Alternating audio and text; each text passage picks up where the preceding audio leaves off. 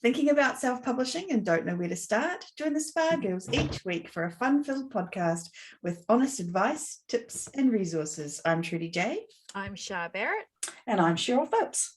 Yay! And we are missing Wendy. She is being drawn away for this week. But instead of Wendy, we have a delightful guest, Asa Maria Bradley, who is hello. Welcome. She's a fellow paranormal romance author, urban fantasy. So I'm very excited. Who we met through RAM, actually, didn't we? Romance Author Mastermind a few years ago now. And we're going to talk about collaborations because you've been doing a few collaborations recently. Yes. Yes. Paranormal writer and big spa girl, fangirl. Oh, thank you. We didn't pay her, I promise. No. All right, so I'm going to read your bio and then we'll get right into the questions. So I'm going to bring it up here. Best-selling paranormal romance and urban fantasy author Asa Maria Bradley grew up in Sweden, surrounded by archaeology and Norse mythology, both of which inspired her sexy Viking warriors and Norse billionaire shifter series, among others. She went to the United States as a high school exchange student and quickly fell in love with ranch dressing and crime TV dramas of all flavors. I mean, who couldn't love ranch dressing? Two addictions which she still struggles with. Currently, she lives on a lake deep in the forest of the Pacific Northwest with a British husband and a rescue dog of indeterminate breed. Sounds very exciting. Sadly, neither obeys her commands. Are you sure? Are you sure about that? Yes, very sure. Damn it. You might hear the rescue dog because I have my door closed and he's not happy about it. He's kind of like there's this low muffed barking like on the other side of the door. No, My dog does that when he knows he's not supposed to bark, but he just wants to make sure that you are aware that he's outside and he wants to be let in, just in case you wanted to know. But he knows he's not allowed. So today we're talking about collaborative projects, but also just how those collaborative projects help you kind of reignite your creative spark over the last 2 years. Yeah. So I think that's cool. I'm going to start you first, though. I'm going to start you off. Can you tell us a little bit about your writing career and how you got into self-publishing in particular, and then we'll talk about that last couple of years and how that's worked for you. Yeah, I was always writing on the side. My background is in science. I went to college and majored in physics and then graduate school in medical physics, and got out and worked in the medical physics software world and then later on in the software world. And I really enjoyed writing. And so, but I thought I was going to be like a travel writer because I also enjoyed travel. So I was going to write travel blogs and things. And I kind of wrote some fiction on the side. And then I just started thinking like maybe I should try to publish some of this stuff, and very much went like the traditional route, where I was at a writers conference and found out about RWA, and so I joined my local chapter, and then you have to join the national organization. So I was one of those people that went up through the RWA and looked for an agent, and didn't have very much success with that. I think from like finishing the first book and having intention of having it published to when I actually sold was something like 7 years. So I was a very slow journey, but I was a Golden Heart finalist and ended up getting a lot of attention during that contest. So that's RWA's, or used to be RWA's contest for unpublished authors. And because of that, I think I found my agent. So it went from me like querying agents and then waiting like months and months to having a weekend of getting like 3 offers, which was kind of surreal. And then about the same time, also getting a publishing contract. So I published a traditional series with a traditional publisher first, and then let's see, how did this happen? During the time that I was writing like book 2 and book 3 in that series, I had a lot of stuff going on with my family. So my dad got diagnosed with dementia, and eventually had to be in assisted living. My mom had reoccurrence of the cancer that she'd battled for a long time. And my father-in-law also ended up having to go to assisted living and then passed away. So we had this like sort of lot of Oh, stuff going no. on. So I didn't write for a long time. And so there's a big gap between book 1 and book 2. So I kind of got, during that time, my career went very slowly. Things move slowly in the traditional world anyway. And friends had done a lot of indie publishing. I had friends that were doing really well in indie publishing. And so I was already starting to look towards that, and started writing with the intent of doing indie publishing. And then I sort of got orphaned at the publisher because my editor left and went to a different publishing company. And then I had disagreement with my agent because her agency wanted me to do independent publishing through the agency, which we worked out were which projects would go through them and which projects wouldn't have to go through them. And it had to do with if you send your agent a project and they get really excited about it and start trying to shop it, they invest a lot of time in it. But then if it doesn't sell and you decide to do self-publishing, then they get no revenue for the work that they've already done, that's true even if you don't self-publish it. So we had a disagreement with that, but where the disagreement really happened was if I wanted it to be that if I published with them, I needed a separate publishing contract, which they felt like it was covered under the agency contract. And so anyway, we had a legal disagreement. And so all of a sudden I had no editor and no agent. But I had the idea of independent publishing, and I'd already, if you're taking Becca Syme's classes, I am very high input and very high learner. So I collect. High five on that. Yes, I collect, I research everything to death before I actually, if I ever actually gets to an action point. And so I had already independently published one title, and then I just continued, and I really liked the indie aspect of things, because I'm also a control freak. My number one strength is restorative, so I see problems everywhere, but I also spot the solutions to those problems. And so if I can't fix it myself, then it gets really frustrating. And so I just continued. It wasn't like I didn't think I was going to continue publishing traditionally. I just there's just no room in my schedule at the moment for that, because I'm having so much fun with the indie stuff. And so so that's how I got into independent publishing, and now I have 3 books and a couple of novellas out, I think, in indie, and enjoy it a lot. I mean, there's a lot of frustrations there too, but and time management and all of that stuff. And I had a really good experience with my traditional publisher. They were extremely supportive of a baby writer. So but there were still frustrations, like there always is. And how many books did you have with the traditional? Was it 3? 3, yeah. The The Viking Warrior series is with Source Books Publishing, Oh yeah, that's cool. Awesome. And then so for the last 2 years, what was happening with your writing, like when the pandemic hit? So I think I was already in all the stuff that was going on with my family. I think for a long time I was like, oh no, I'm fine. It's totally normal to go to like 3 funerals overseas in 18 months, back and forth, and then having to deal with the state stuff and things. So I was getting very burnt out. And then what was also happening with the pandemic, my day job is to teach college. I teach physics. And when we had to switch everything onto remote, and we didn't know what was happening, and all of a sudden all of my content had to be online, and my office hours were more like group therapy than actual, because everybody was, the anxiety levels were just so high. And I don't even know how my students made it through those years, because it was horrendous just trying to teach, and they were actually trying to learn and perform and take all the tests. And so I was just super burnt out, and wasn't doing much writing. And before the pandemic had happened, I had done some collaboration projects with other writers.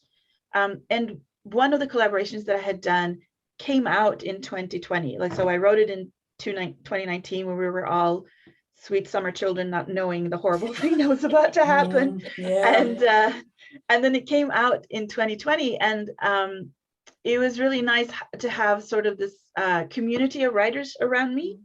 And I don't know if it was that I went and deliberately searched for collaboration projects. I really didn't, but now that I look back, I think that they were on my radar.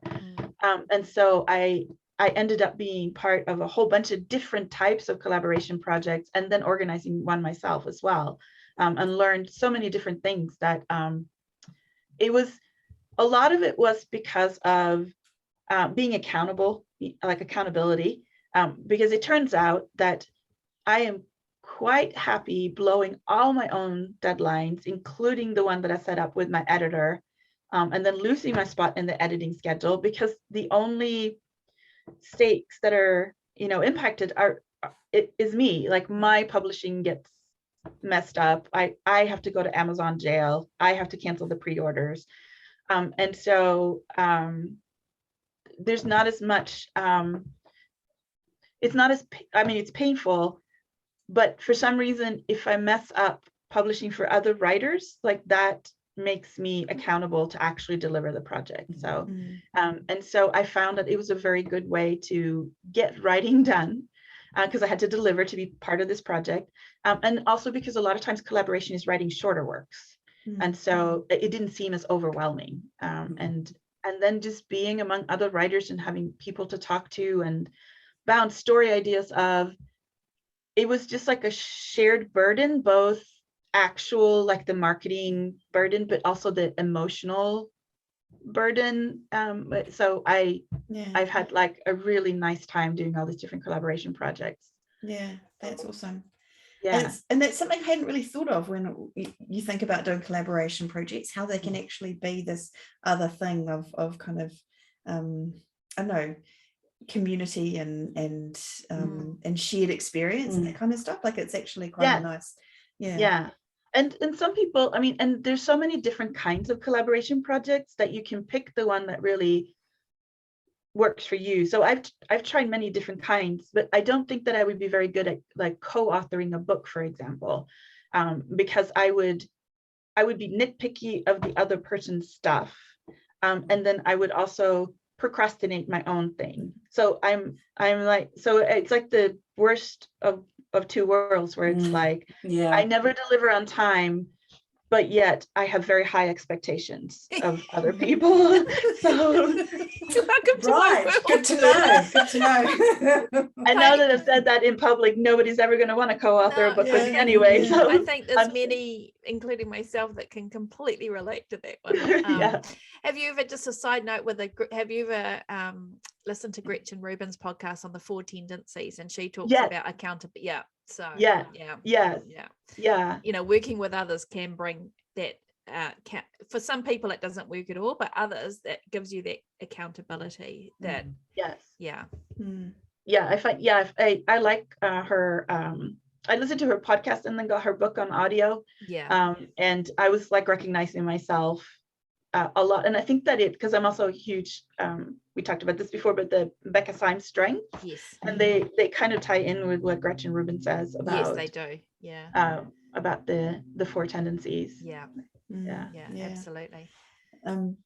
That's awesome. So let's can we talk through the collaborations you did, and you can tell us a little bit more about them and how you got involved and what you found about them.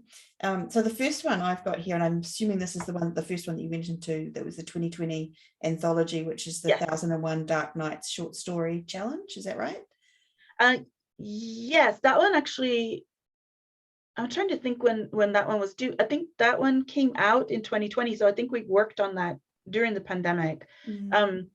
One of the first ones I did was actually, and that one was like if I was giving myself advice as like a friend writer, I would say, no, this is probably not something you want to be involved in, because it's like it's in a very constrained world and it's outside of your genre. Why would you want to do that? But I'm really happy that I did, because it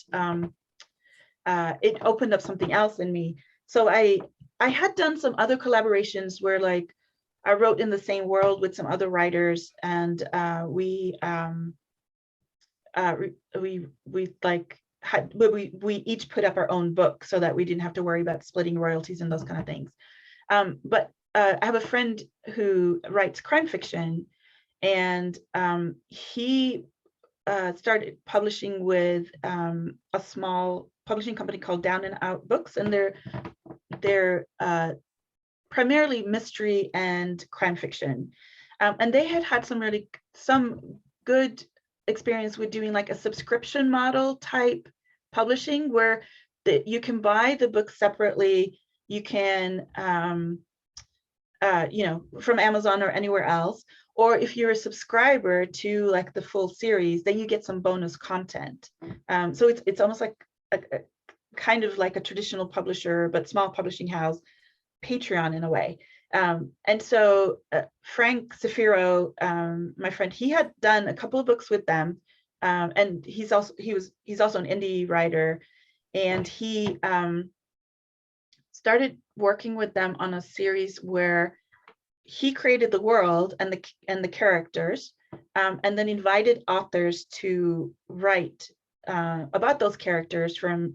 You could either write from the character's point of view or write from somebody else's point of view or third point of view, whatever. And then he was the series editor for this. And so he had already done the first season of this. So I think there's 6 books per season, and then 6 novellas per season. And then if you're a subscriber, you get like some bonus content. So he'd already done that. And then he asked me if I wanted to be in the second season. I think he wanted to get sort of, because he of course reached out to his network at first and then went like, I only know dudes that are just like me, like we should have some more diversity. And so he invited other people, so I became like the woman diversity, and there were other really great female writers as well. I found it like, I was like, at first I was like, oh, like what is this going to be like? I have to write about these characters. But it turned out to be really fun because the characters is Sam and Rachel, and they're grifters. And so basically each novella is them pulling some other scam or heist. Mhm. And so I was like, oh, I can totally do this. And so I'm going to take the credit for being the first person in that series to put sex on the pages, because of course I'm a romance writer, so there's going to be some banging. And then I loved it. I was writing this heist book, and it was hilarious and fun, and it was not paranormal, so that was also a little bit out of my wheelhouse. Yeah. And then Frank was really great because he had a really sort of light touch on the editing, but one thing what he did was, before the first book in the series launched, everybody had turned in their novella so that he knew in which order he could order them so that they kind of spoke to each other. And then I think he asked me to change something like the motivation for why the Sam and Rachel had to do the heist in my book is because they really need to get out of the country. And so they need money for fake passports, and they have a stash of cash in Mexico where they're going to go and lay low, basically.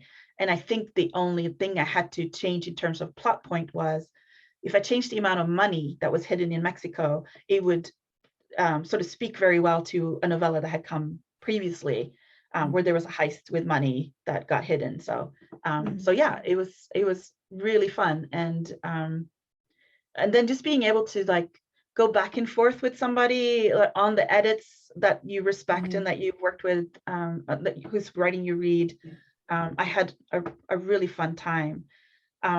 And then what you mentioned, Trudy, so I just want to interrupt there. So to be clear, that it was the Grifters song series is the one that you would have said that you probably shouldn't have done if you were advising someone else. Is that well? I think if people were talking about like, if you're going to write a novella, why wouldn't you write, like, if we're talking about like where you would position this as in the market, right? If you have time to write a novella, because at this point I haven't written anything for a long time, why wouldn't you write a novella that would be like an entry point to one of your series, right? Like writing a novella just to write a novella and then not have it lead to any other books for you sell through. I think as genre writers, we're just used to thinking in terms of series and sell through, and because you know that you're going to make your money on your backlist.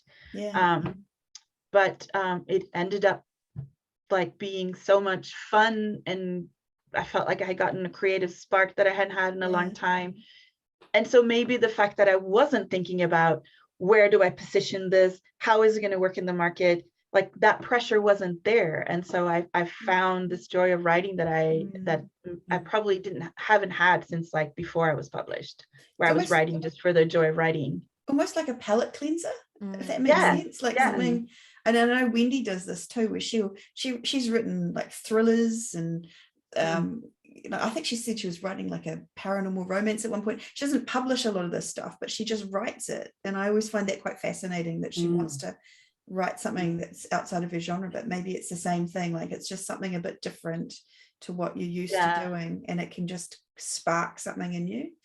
I think it does. Yeah. And you guys talked about this on like a previous podcast, I think, about like the Jane Ann Krantz idea of a core story, where I mean, she's like the queen of multi-genre things, where it's historical, it's contemporary, it's paranormal, it's sci-fi, but it's like the core story stays the same, like, and so so, and then also, I picked a project where I knew that I had the freedom to put romance on the page. I was still writing romance,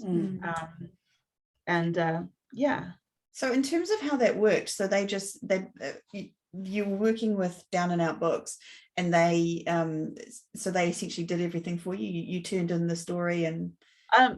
So in that case, it was basically Frank, since he's the series editor.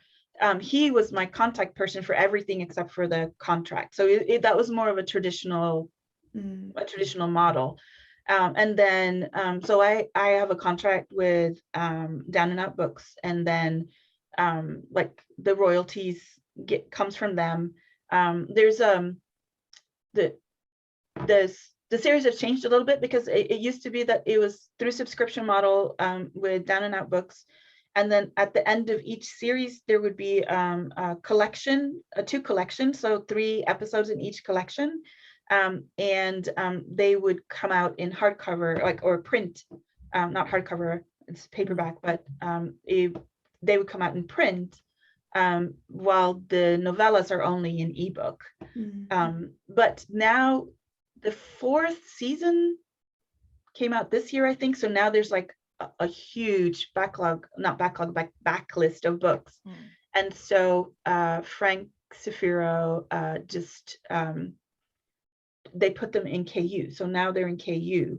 So now the royalties are based on page reads instead. And the print books are still out there too, I think. Yeah. How did your existing, I'm assuming you had your own newsletter before you started this, Asa?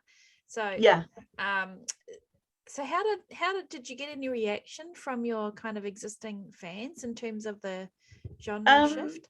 It was I have a small ARC team that is incredibly supportive, and I think that's probably the least volunteers I had in terms of doing a read through, and so for me, I think it was only like my hardcore fans that picked up this book.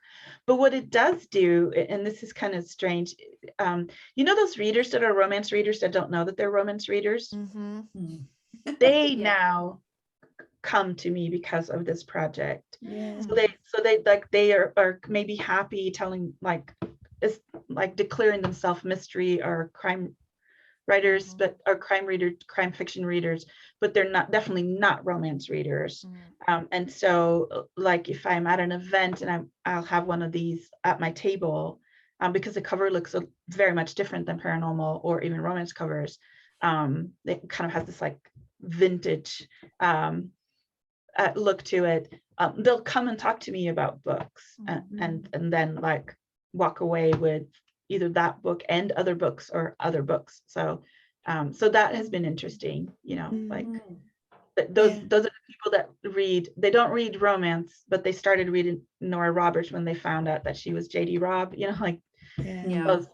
so that has been interesting. And I don't know how much I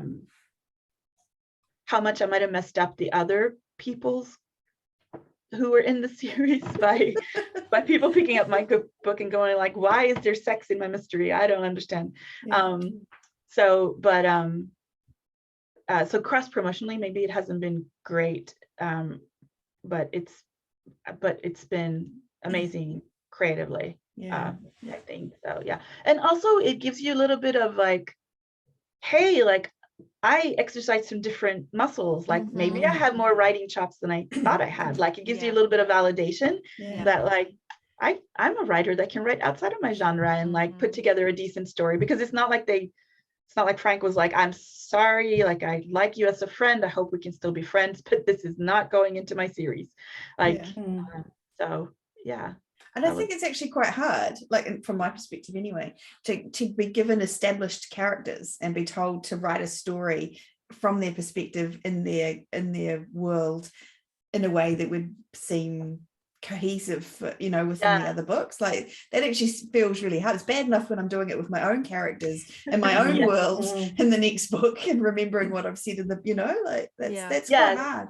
Yeah, you can and in that world, you could also write from the perspective of like their mark, you know, their victim basically. Okay, yeah. So so some writers did that, but yeah, it was interesting. I decided to do first person from Rachel's point of view, and I don't write first person in my paranormal, which I have more paranormal than I have urban fantasy out, and so that was also that palette cleanser, doing something different. Yeah. Well done. That's awesome. So Okay, what about the other collaborations that are actually within your genre? Did you find, you know, I mean, they must have been more successful, but were they equally as satisfying?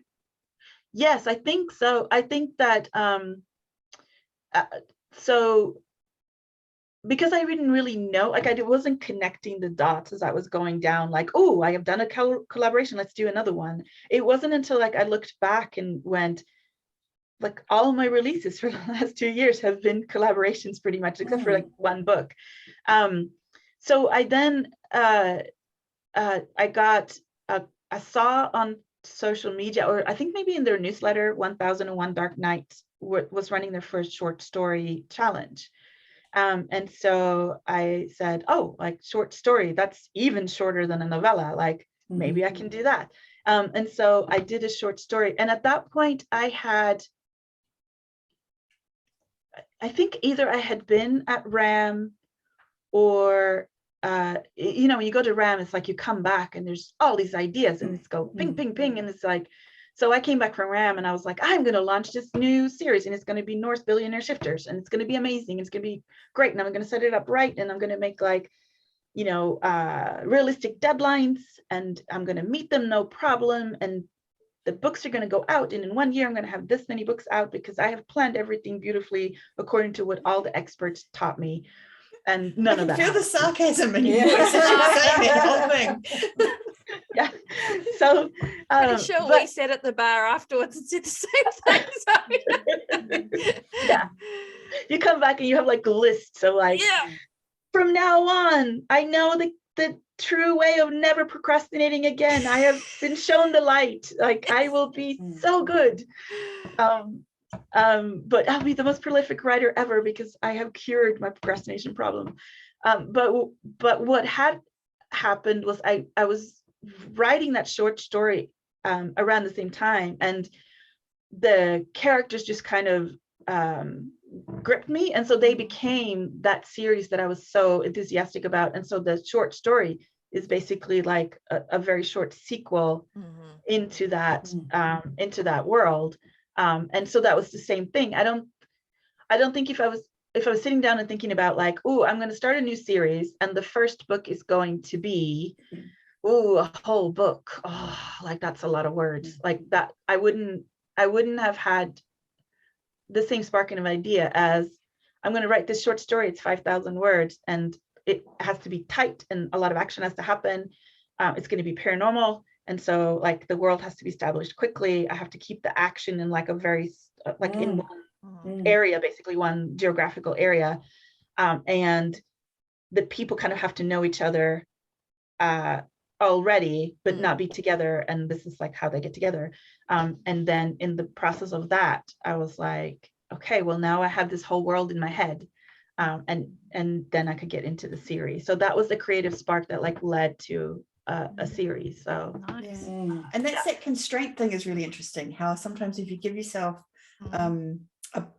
constraints basically, or a structure, and then you can create something within that, it seems somehow easier than if you're given everything and every option and everything you can possibly do. Yes, although I should say that I misread the announcement at first. So I thought it was 15,000 words. And so then I was bouncing ideas off of two writer friends, Boone Brooks and Rebecca Zanetti. And I was telling them like, oh, I have it outlined and like, this is going to happen and this is going to happen and this is going to happen. But then like that happens and then, you know, then they shift and then like all this stuff. And they were just kind of like, And then I was finished. And I was like, what do you think? What do you think?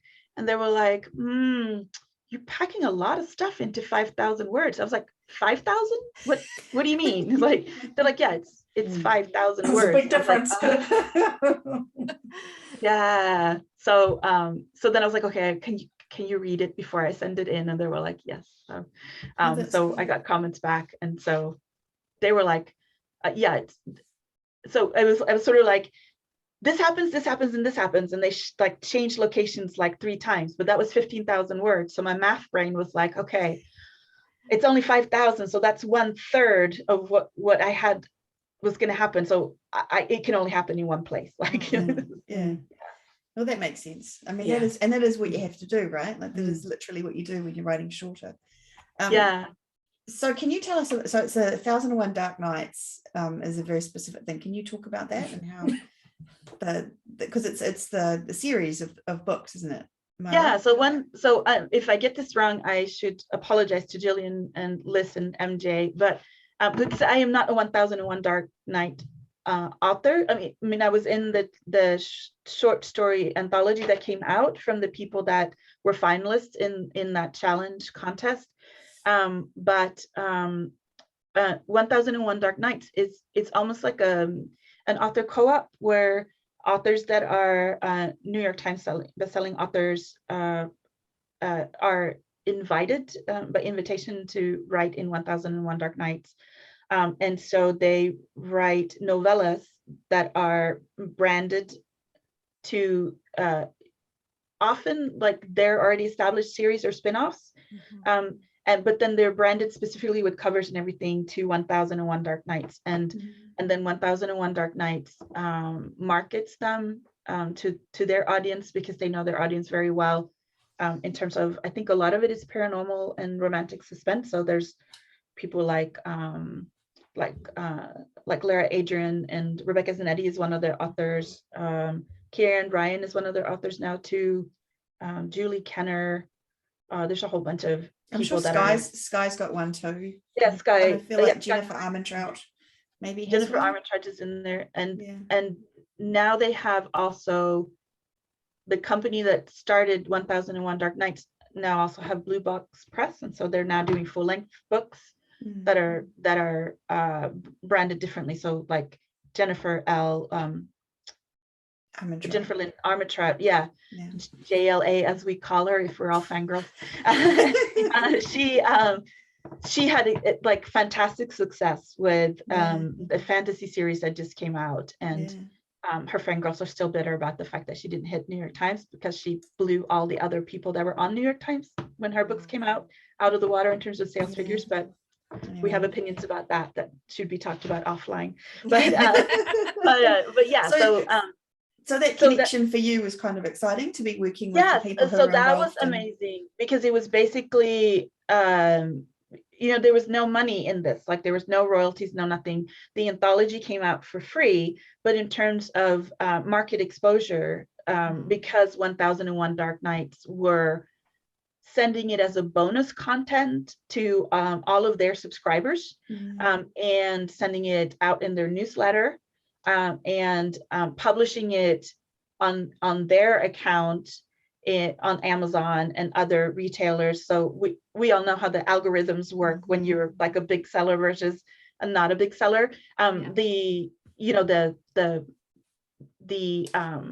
market attention was on a scale that would not be something that one of my releases would accomplish on its own. Did you see the sales of your other books from that at all? Yes, there were spikes in sales after that came out. And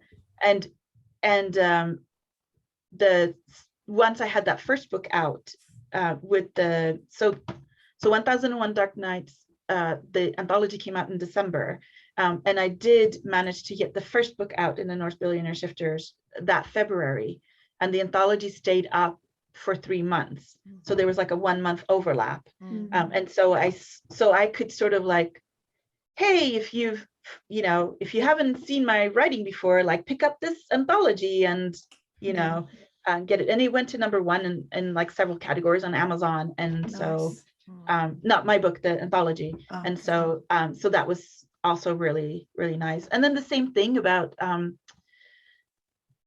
so this was now happening beginning of 2021, I think. It came out in December 2020. So we were like writing this while and this was all happening now when we were in lockdown. And so the authors that had all found out that they were finalists, we were in a Facebook group together, and celebrating. Like on release day, we were like, I don't know how many screenshots got put in that, like, now we're on the Apple list, we're #1 in Apple, and Barnes and Noble, we have Barnes and Noble, like all of that, like energy and stuff was amazing. Like that was like one long day of celebration with other people who were equally excited about their stories hitting. So that was really fun. And then I think after the release and everything, once that sort of excitement died down a little bit and we weren't interacting as much, one of the people organized like a round robin newsletter exchange where we like each month somebody is sharing somebody else's book for free to their subscribers. So like our mailing lists all got cross-pollinated, and my newsletter list grew from that. And so that was an amazing experience. That was really, really cool. And just having like just having that on my resume, like 1001 Dark Night, also the validation again, like a company who represents authors that you love and fangirl over, and like seeing that brand with your name on it was like a huge validation, and just something. And then also listened Liz Greenfield-Stein and Liz Berry and Jillian Greenfield-Stein, listen, Jillian, they're just these amazing, like very open, accessible people. So they were doing things like, we've been asked to do this like presentation about how to do marketing for romance at this conference, but we would like to run it by some people first. Would you authors who are in this anthology mind going to this free class where we teach you all these really great things that we know from being super business people, and let us know what you think. And I was like, oh, that sounds like such a hardship. Like, that sounds awful. Like, how did you cope? We did that. I think it's a brilliant, and it's just a brilliant example of how basically an author collective can cross market each other. It really is. And it was both romantic suspense and paranormal, which there's not a huge crossover in those two, but there is a little bit of crossover. And so that was also really nice. That's really cool. And is it something that happens every year, or was that just a one-off? Like, that was the first year they did it. So this was the 2000, and I guess they call it the 2020 challenge. I don't know if they did it again after that. Look, I have to go look. I'll look it up. I'll put it in the show notes if it's there, because I think because shortly after, because this must have been around the time that they were setting blue box books up. There's only so many hours in the day, even for superstars like them. So they like their energy and time might have gone to setting up that at that point. Cool. All right, so let's move on, because we've got 2 more box sets that you've been a part of. So which one do you want to talk about next? So I could talk about the one that I decided to organize. Because at this point I was like, this is a side effect of being a learner, which is again Becca Symes, which is that, if somebody writes down the steps for how to do something, or if I've seen the steps for how to do something, then I can do it because I'm a learner. And so then I decided, I'm going to organize my own collection. Like, that's going to be something really fun. But I did know that I had limitations. And so I decided that the whole thing about being a procrastinator, because then I was like, that way I will get things done, because there will be other people who will be impacted by this. So and it was also on the tail end of that RAM high, where I was like, I'm going to do this thing and it's going to completely revolutionize my career. And I was like, so then now that I've launched this series, I will have about 3 books out by December. So I should do a holiday collection with a novella from that series. And I'm going to have other people that are also writing wolf shifters in this collection. And it's going to be brilliant. And so I asked people earlier that year, hey, do you want to be in my collection? And I asked people who I knew would be good to work with and easy to work with, and people that I already knew, so that they wouldn't be too hard on me, like when I goofed up, because I kind of knew that I didn't know what I was doing. And then I had also read their stories. I had read their stuff and really liked it. So I asked him, hey, I'm thinking about putting this together. And then there were some people I didn't ask because I was like too shy. Like I was like, I'm like a little fish in this genre, because I'm decided I was going to launch this series.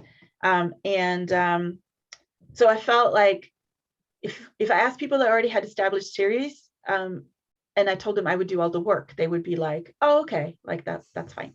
Mm-hmm. And then it grew from there, because 2 people that I had asked said, yes, I would be really happy to do that. And then they came back later and they said, hey, I was talking about this new project that I was working on, and I was talking to like this person, and they asked, oh, that sounds like something I would really like to do too. Do you think I can also be in it? And so 2 people who I were fangirls of and were like, didn't think to ask because I wasn't close friends with them, also ended up coming on board. And so that was really fun. And so so we all wrote shifter novellas, and it was interesting because at this time I started talking about how, like, hey, working with others is really doing something for me. It's creating some sort of synergy that is keeping me writing in a way that I have not written in a long time. Mm-hmm. And then people were like, yeah, me too. Like, they were saying also things like, I haven't written in this world in a long time, and I'm really enjoying spending time with the characters again, but I was burnt out, and writing in this series is what burnt me out. So now being back in it, I was hesitant to go back in it, but now I'm really happy to be back in it because I'm working with other people. And then just goofing off and having fun, and we did some cool stuff, like we couldn't decide on a title.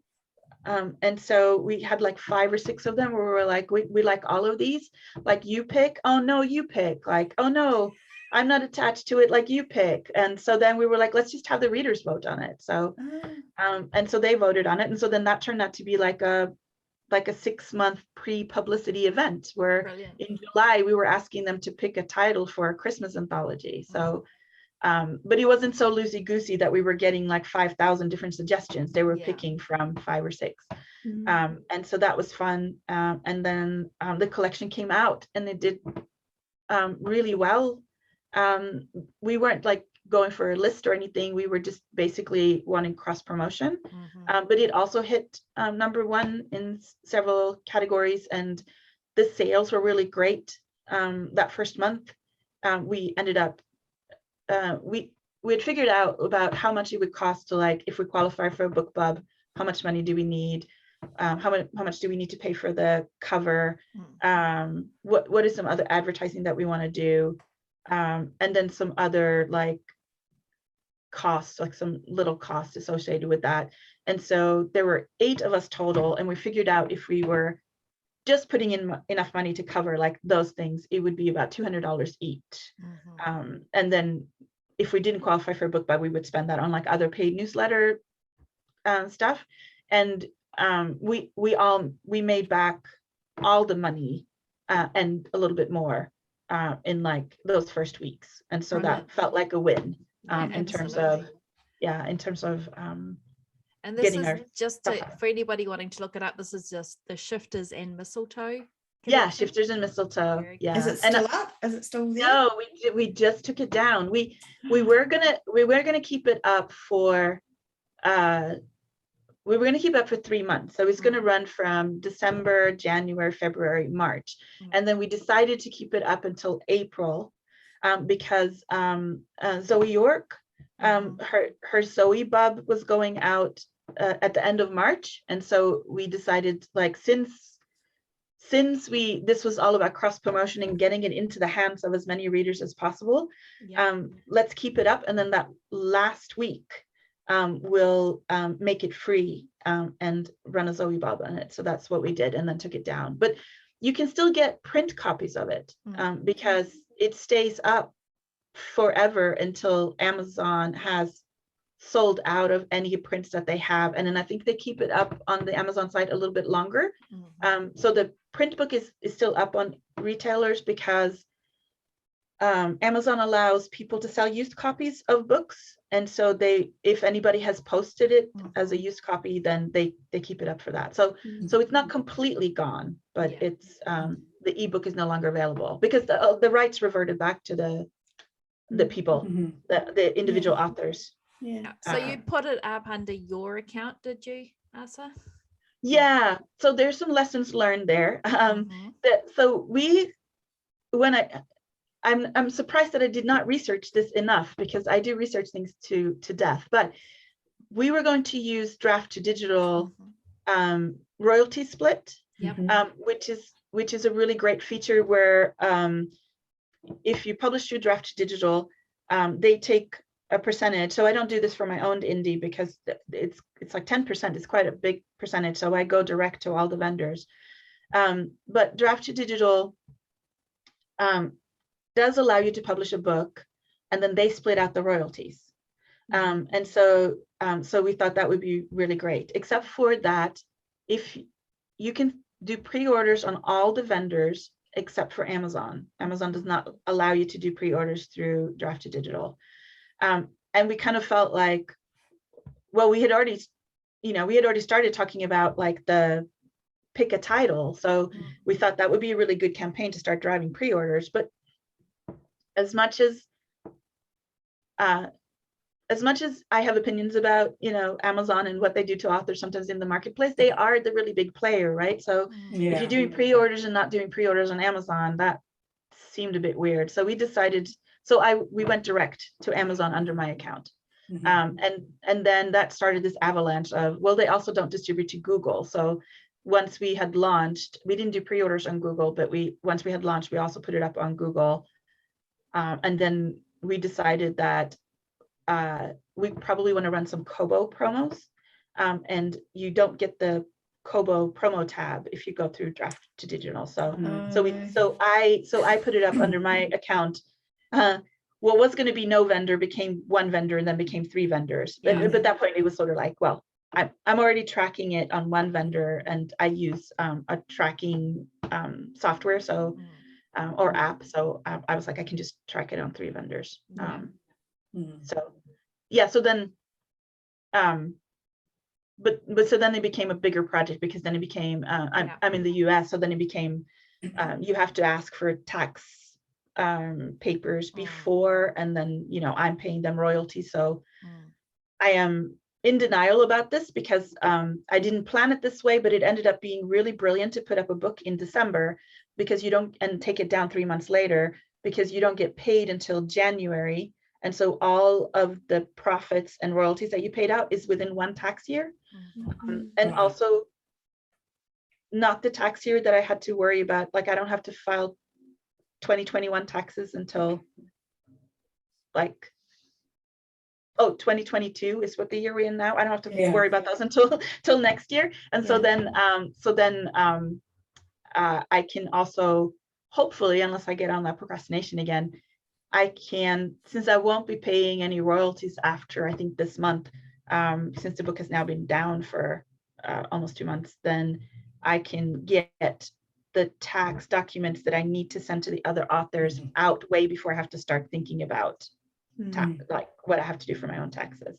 So it's definitely an admin component. Yes. More of an admin component, particularly if you're publishing wide, because you've got those different vendors, haven't you? And then you've got to split it 8 ways. So that's, you know, there's a bit to that. And there's also a delay, right? So like, like when I get my payment, it's always for work that happened at least a month ago. Sure. But now I have to like think about, like I have to pay royalties out on this. But I had researched enough at this point where in the contract that we all signed, I had put things like I will pay out royalties quarterly. So that meant I had to pay out quarterlies for earnings only for the month of December. And then the next payment would be January, February, March. And so, and then also like that, I put a caveat in there that like I have up to 90 days to get those payments out. So, so that worked out really great. And I didn't put this in place, but I got this advice from another person that's been on your podcast, Daniela Romero. Yep. She does through not Coffee and Characters. What is her book crate?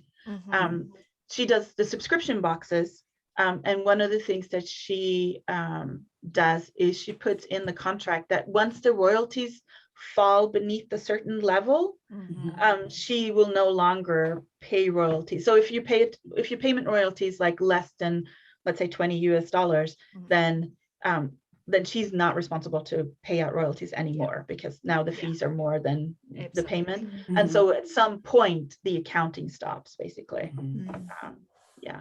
Well, that's good. So if you organize your own collection, those are some things to think about. Like think about how it falls in the tax year where you are, and then also make sure that you give yourself enough time in the contract where you don't have to do royalty payments every month, and that you have some leeway to pay out the royalties. Yeah, that's all good advice. Just like I know for New Zealand, the tax year isn't January to December, so our tax year ends on the 31st of March.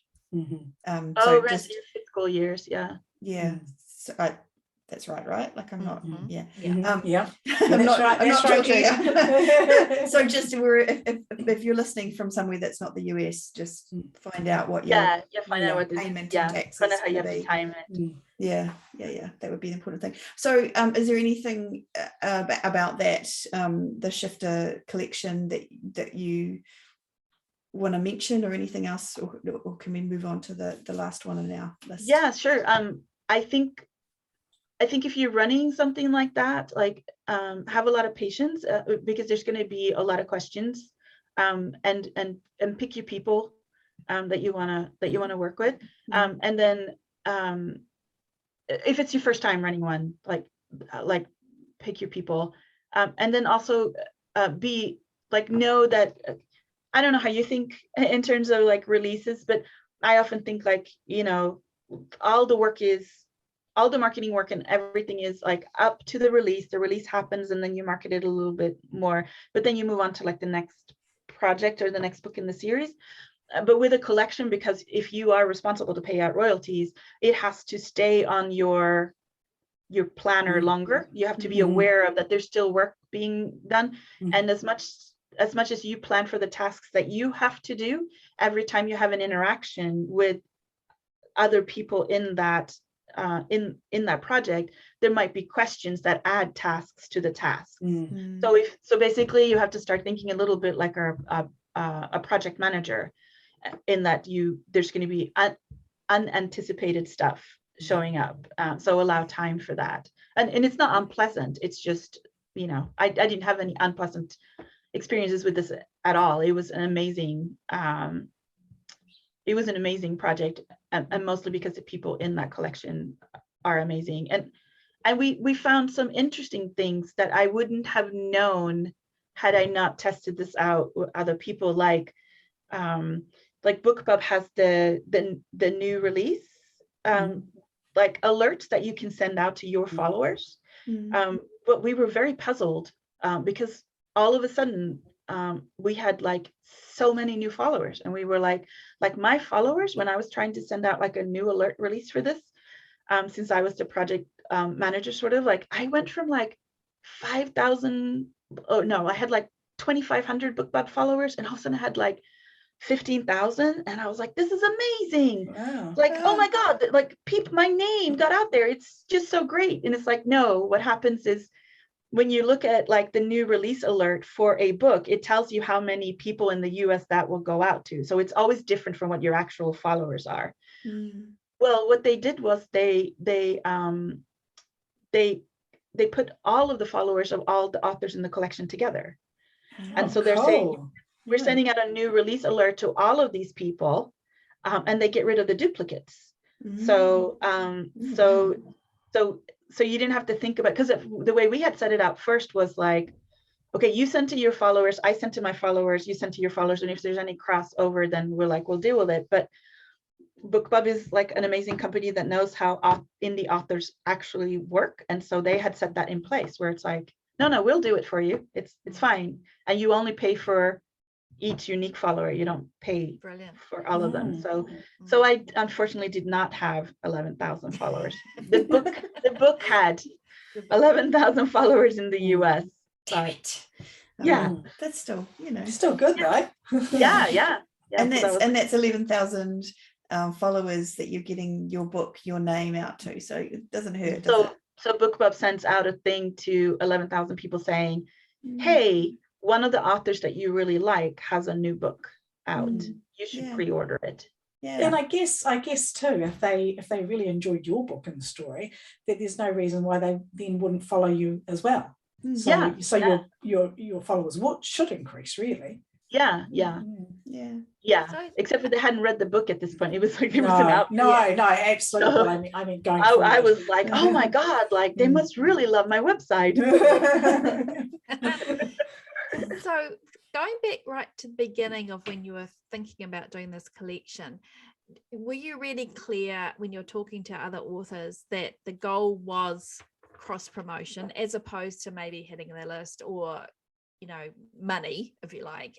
It was about extending your reach or finding a new audience? I don't think so. Because I was probably on that high where I was like, this is really great. It's going to be amazing. And we're going to do the things. And I have no details yet, but it's going to be amazing. And they all said yes. But I did say, like, I think I did say, like, I'm not thinking about this as a list run. I'm thinking about this as like a cross promotion. I think it would be great. And then, we also had things like, I was obviously not very clear on the details because those kind of got, a lot of the concrete details got worked out in emails between us, which is also why it was good that there was only 8 of us, because it becomes really hard to manage, comments and stuff. But so we were talking about things like, because I had said, it's the only constraint I had really put was like, it should be wolf shifters and it should be like 20 to 25,000 words. And then Ceci Robson like wrote back and she's like, I am writing on this novella and I think it's going to be more than 25,000. I was like, where are you at right now? And she's like, I'm at 30 and it's not finished. So I was like, no, we didn't have like an upper limit. And if like your story's finished at 18,000, that was fine too. So that, that was fine. And then I had not been cleared about like, does it have to be this POV with this POV? Like, no, that was fine. Whatever point of view you want, or whatever POV you want. And so a lot of that was like not in the contract, very strict. The contract was not very much about the creative stuff. The contract was very much just about like financial things. And a lot of the creative stuff we worked out and so that it wasn't too constrictive, and also so that people would feel comfortable writing. But so no, I was not as organized as I should have been. I was just talking. Sounds like you were very organized. Yeah, I just want to say. yeah. There's a lot going on there. Well, I was talking to Lisa, Ellie Wilson, right before I talked to you guys, and so we just, as a fluke, that was the RAM PNR lunch chat, and so somebody was asking about collections in there, and so Lisa was saying, well, I also organized it, and this is what I did, so I said yes, like I didn't know what I was doing, but luckily everybody was very nice, and Lisa was like, you came across as so organized, and I was like, you turned in your story in February when it was due in October. Like, you're the organized one, Lisa. Like, everybody was like pretty much last minute, except for like maybe 2 people, myself included, last minute. And so we were both had the impression that the other person was super organized.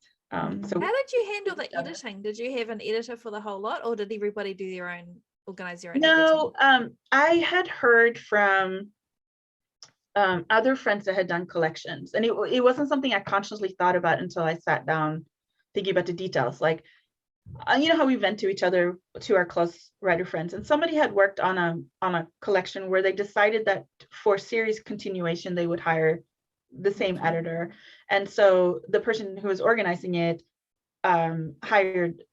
contracted with her editor. Well, then some people in the project ended up not meeting their deadlines, or feeling that they were slighted by that editor, and sort of subtweeting about it on Twitter, and the editor realizing that she was the one that was being talked about. And so the relationship between the author who was organizing the collection or the group, the project, and this editor that she had worked with a long time became fraught. And so I think that because a lot of the people were writing in a world that was already established, I didn't want them to feel like getting another editor who didn't understand that world. They might already have an established relationship with an editor.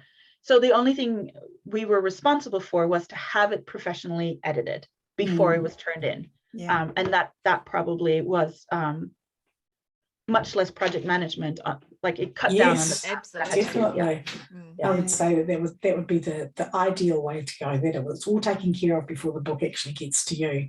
And then we put out we also had the option of either put out the whole collection to our ARC team, to our review team, or just put out our story to the review team. And I think what most people did was they put out the whole collection, and then but your review team, if they wanted to, was only responsible for reading yours before they posted a review. And so that worked out too. So we extended sort of the freedom to more than just the writing part. Yeah. And that's really good. So I feel like we're rolling into the this, but I just really want to quickly mention your one that you're doing now that's due out in May. So can you just really quickly talk about that one? So this is something that I got involved with actually before I had already invited people to be in my collection, but I answered a call that was posted in one of the Facebook groups, in case people are wondering about, like, where did I find all of these different opportunities.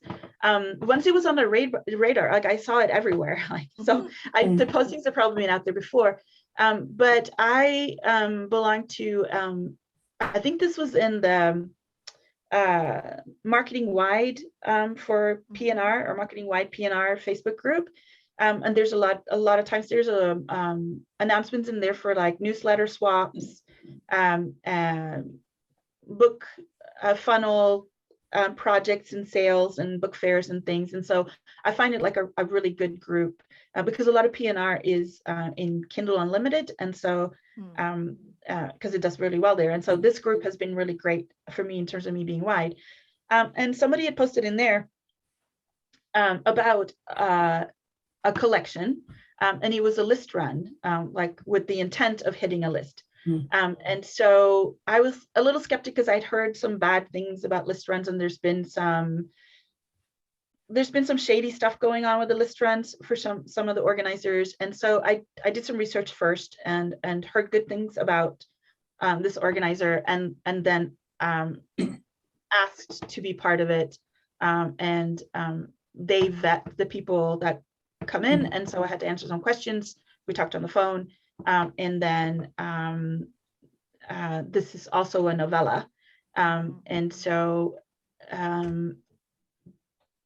that particular project has been amazing because I learned a lot from that group, since there was an overlap for my collection. So I didn't plan it that way, but it turned out to be a brilliant thing of past Asa in terms of what she did. So for example, so the collection is organized by Gina Kincaid and Christine Gorey, who writes as CD Gorey. And they have done these collections before. And so there's a little bit of money up front, nothing that's going to like completely break the bank, but that is for cover, BookBub. I'm hoping they take administrative stuff out of there as well, because they are doing a lot, because these are with 20 writers who don't necessarily know each other. And then one of the things I really, really like about this project is that they run a tight ship. So if you sign up in the contract, it is it's very clearly spelled out what is expected of you in terms of the reason why the cost is low is because they expect the writers to do a lot of work. So and it's very no nonsense. Like Gina Kincaid, I love her. Like I want her to run my life because she is like, this is what you signed up for. We're not, this is who we're not. Like, we're not the kind of project where you can like pay your money and then forget about it. Like, you are expected to work, and I will check up on you, and you will sign up for tasks, and I will post a list of tasks, and you pick the task that you like the best. But I'm sorry if you were late to when I posted the task, then you have to take the ones that are still there, and that's what you have to do. And so yeah, so it's been great. And if you don't do the tasks, Gina will tag you in the Facebook group and say, I have not seen you do this stuff for a while, so I have marked you red in the spreadsheet, which has happened to me when. And so so if that is something that's going to like totally paralyze you, this is not the kind of project that you want to be in. Then you want to be in the one that has higher cost, where where you're expected to do less work, or the ones where it's you all put money in to hire a PA that will do all of that stuff for you. But with this collection, so the collection comes out, can I say that, or like can I give it a plug? So the collection comes out on May 10. Hopefully we'll hit a list, but we've had some challenges because it has been a pandemic. So things have happened, life has happened to some people that had to drop out. I think in general now the market is not doing what it does weird stuff, and there's more fluke stuff than normally, and so it's harder to predict what the market is going to do. But so it's been a long pre-order. It's been like 6 months of pre-order. We've all been working really hard on marketing and so forth, and I have learned so much. Not only did I learn about like what should be in a contract if you're working on a collaboration with other writers, which was extremely helpful for when I had the contract made for the people that signed a contract with me.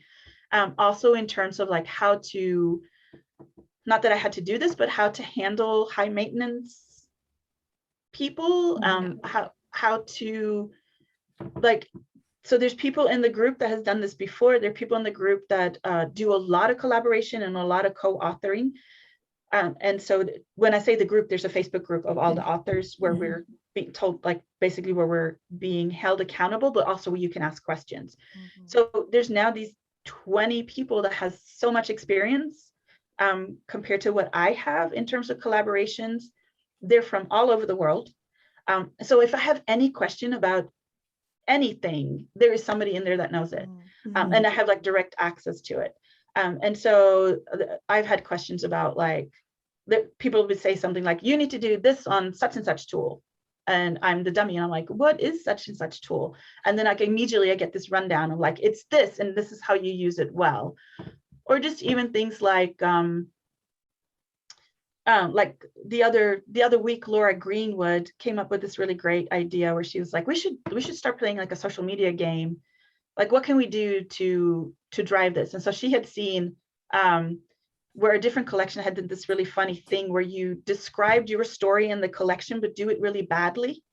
And they came up with these hilarious taglines where I think one of them was like, feisty heroine crashes her spaceship on strange planet and inadvertently falls on top of aliens dick.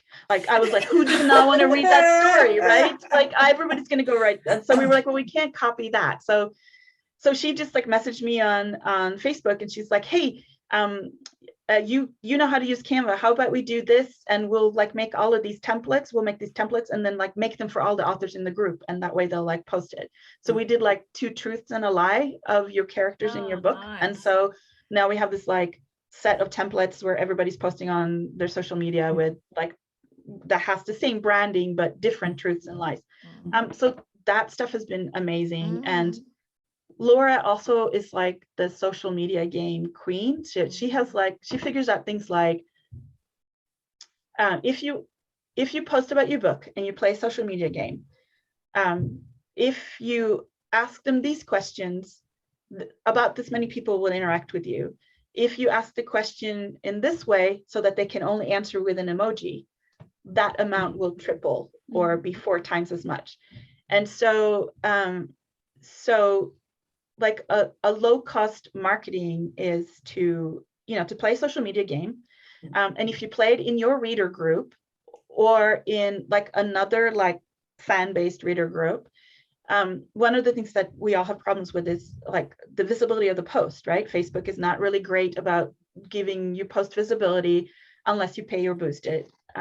But one of the things that they do is if people interact with the post, you get more visibility, right? So if you play a post social media game that has your book's branding on it, which is just for fun, and there's nothing in there that says buy my book, but maybe you have the buy link in there and you're like, here's the game. Oh, by the way, this is available for very low cost for pre-order right now. The more people that comment on that post, the more visibility it's going to get.